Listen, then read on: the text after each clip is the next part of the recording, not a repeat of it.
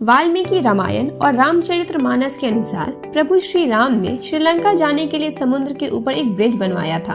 उस सेतु अर्थात पुल के आज भी अवशेष पाए जाते हैं। भारत के दक्षिण पूर्व में रामेश्वरम और श्रीलंका के पूर्वोत्तर में मन्नार द्वीप के बीच राम सेतु है। स्वागत है आपका हमारे चैनल भक्ति वेदा में, जहां हम लाते हैं आपके लिए धार्मिक मान्यताओं से जुड़ी छोटी छोटी बातें जो आपके जीवन में बड़ा बदलाव लाता है। आज की इस वीडियो में हम जानेंगे राम सेतु की 10 रोचक बातों के बारे में, जिसे जानकर आपको आश्चर्य होगा। राम सेतु जहां कथा कहानियों में काफी लोकप्रिय है, वहीं पिछले कुछ सालों में इसकी वैज्ञानिकता को लेकर भी कई दावे हुए हैं। कई लोग इसे कल्पना मात्र बताते हैं, जबकि विदेशी वैज्ञानिक इसे प्रामाणिकता पर मोहर लगा चुके हैं। भारत के दक्षिण पूर्व में रामेश्वरम और श्रीलंका के पूर्वोत्तर में ये मन्नार द्वीप के बीच चूने उथली चट्टानों की चेन है, जिसे राम सेतु कहा जाता है। इस पुल की लंबाई 30 मील यानी 48 किलोमीटर है। भगवान राम के लंका पर चढ़ाई के उद्देश्य हेतु राम सेतु का निर्माण भगवान राम की सेना में मौजूद वानर, नल और नील ने किया था। इन भाइयों में नल शिल्पकार विश्वकर्मा के पुत्र थे। वानर सेना ने एक एक पत्थर डालकर सेतु का निर्माण किया था। कहा जाता है कि नल और नील जिस पत्थर पर श्री राम का नाम डालकर उसे पानी में डालते, वो तैरने लगता। मान्यता के अनुसार इस पुल का निर्माण 5 दिन में हुआ था। पुल की लंबाई 100 योजन थी। इसके साथ ही चौड़ाई 10 योजन की थी। इस सेतु का पहले दिन 14 योजन, दूसरे दिन 20 योजन, तीसरे दिन 21 योजन, चौथे दिन 22 योजन और 5वें दिन 23 योजन का निर्माण किया गया था। आपको बता दें कि एक योजन में करीब 13 से 15 किलोमीटर होता है। अमेरिकी आर्कियोलॉजिस्ट की टीम ने सेतु स्थल के पत्थरों और बालू के सैटेलाइट से मिले चित्रों का अध्ययन करने के बाद एक रिपोर्ट जारी की थी, जिसमें उन्होंने इसके अस्तित्व के बारे में बताया। इस रिपोर्ट के अनुसार राम सेतु के पत्थर और रेत पर किए गए टेस्ट से ऐसा लगता है कि पुल बनाने वाले पत्थर को बाहर से लेकर आए थे और 30 मील से ज्यादा लंबा ये पुल मानव निर्मित है। भूवैज्ञानिकों का ये भी दावा है कि जिस रेत पर यह पत्थर रखा हुआ है, ये कहीं दूर जगह से यहाँ लाया गया है। इसके साथ ही कहा जाता है कि रेत के निचले हिस्से का पत्थर 7000 साल पुराना है, जबकि सैंड के ऊपरी हिस्से का पत्थर महज 4000 साल पुराना है।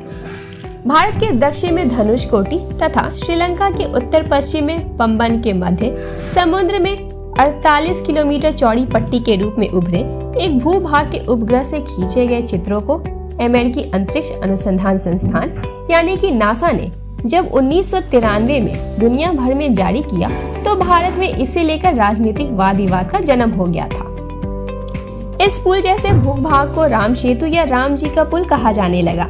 राम सेतु का चित्र नासा ने 14 दिसंबर 1966 को जेमिनी 11 से अंतरिक्ष से प्राप्त किया था।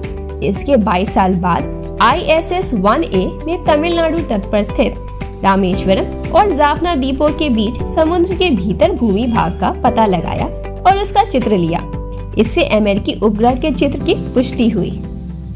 दिसंबर 1917 में साइंस चैनल पर एक अमेरिकी टीवी शो पर यानी जो एंशिएंट लैंड के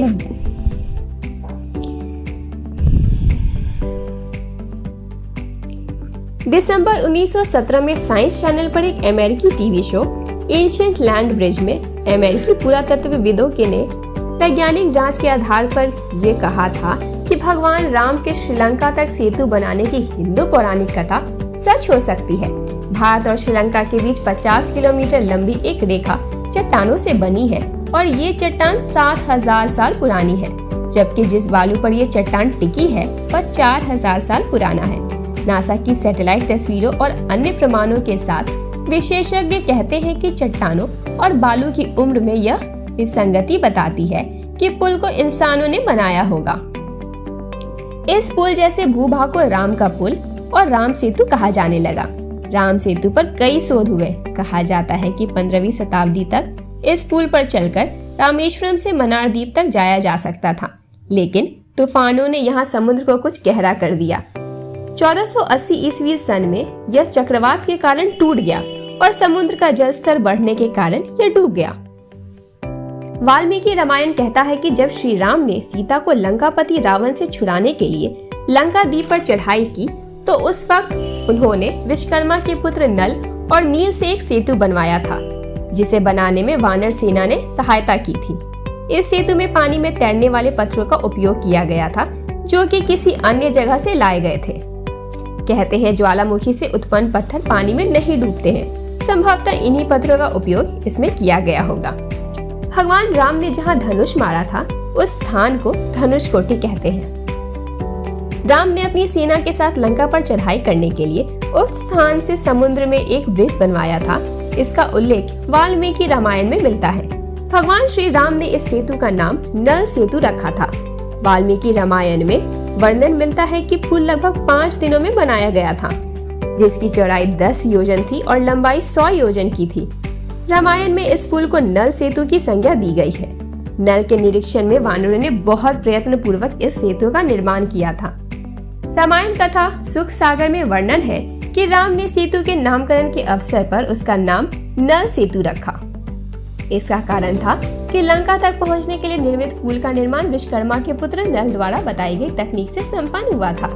महाभारत में भी राम के नल सेतु का जिक्र है। वाल्मीकि रामायण में कई प्रमाण है कि सेतु बनाने में उच्च तकनीक प्रयोग किया गया था।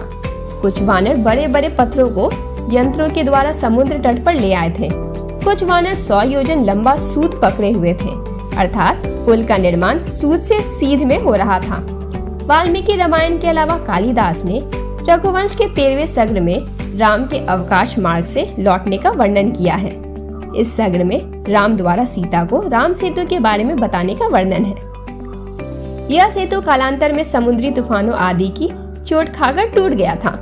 भगवान राम 3 दिन की खोजबीन के बाद श्री राम ने रामेश्वरम के आगे समुद्र से वह स्थान ढूंढ लिया जहां आसानी से श्रीलंका तक पहुंचा जा सकता था।